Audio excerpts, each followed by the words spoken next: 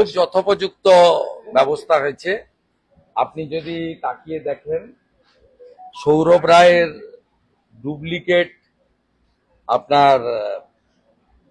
Duplicate এগুলো যদি দেখেন ভয়ঙ্কর অবস্থা।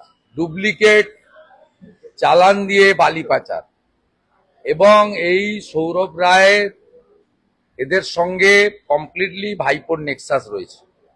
এবং সৌরভ রায় যেভাবে এখন বর্ষাকালে পুরো পশ্চিম মেদিনীপুর থেকে জঙ্গলমহলে ঝাড়গ্রাম থেকে বিস্তীর্ণ এলাকায় বাঁধগুলো পর্যন্ত কেটে বেচে দিচ্ছে। এ শুধু নয়, পুরো যে বালি সিন্ডিকেট, সেই আউসগ্রামের লালন হতে পারে, পাণ্ডবেশ্বরের গৌতম ঘোষ হতে পারে, সিউড়ির জাকির হতে পারে, সঞ্জীব পাটোয়ারি হতে পারে।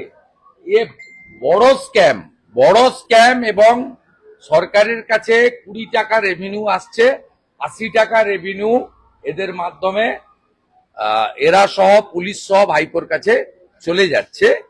এবং পশ্চিম মেদিনীপুর ঝাড়গ্রামের এসপিরা এই সৌরভের নেক্সাসের সঙ্গে ডাইরেক্টলি ইনভলভ।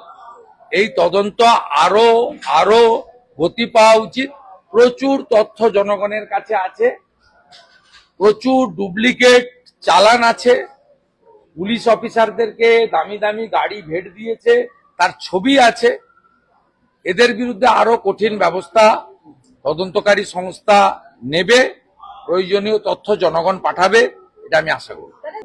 না, আমি আপনাকে বলি, বিষয়টা আমাদের স্থানীয় লোকজন দেখছে, কিন্তু এটা জঙ্গলমহলে এই বর্ষা বা যেখানে বন্যা টন্যার সময় ব্যাপকভাবে হচ্ছে। এবং কয়লা সিবিআই বন্ধ করার পরে আবার চালু করার চেষ্টা হচ্ছে রানীগঞ্জে, আবার যেটা বন্ধ ছিল আবার প্রস্তুতি চলছে।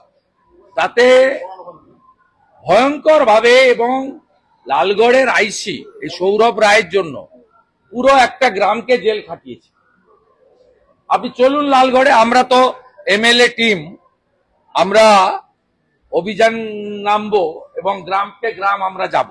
গোপীবল্লভপুর থেকে, জামবনি থেকে, বিনপুর থেকে, কাঁসাই, সুবর্ণরেখা, এই বেল্ট, বাঁকুড়া, বিষ্ণুপুর এর এই যে অংশ, সারেঙ্গা থেকে শুরু করে একদম পুরো সোনামুখী পর্যন্ত ভয়ঙ্কর অবস্থা। পশ্চিম বর্ধমানেও তাই, বীরভূমেও তাই ভয়ঙ্কর অবস্থা। কোনো নদীর অস্তিত্ব নেই, সব টাকা ভাইপোর কাছে পৌঁছাচ্ছে, এবং এসপিরা সব টাকা তোলার দায়িত্ব আছে, আইসিরা সব কাজ ছেড়ে এই বালির কাজ করছে।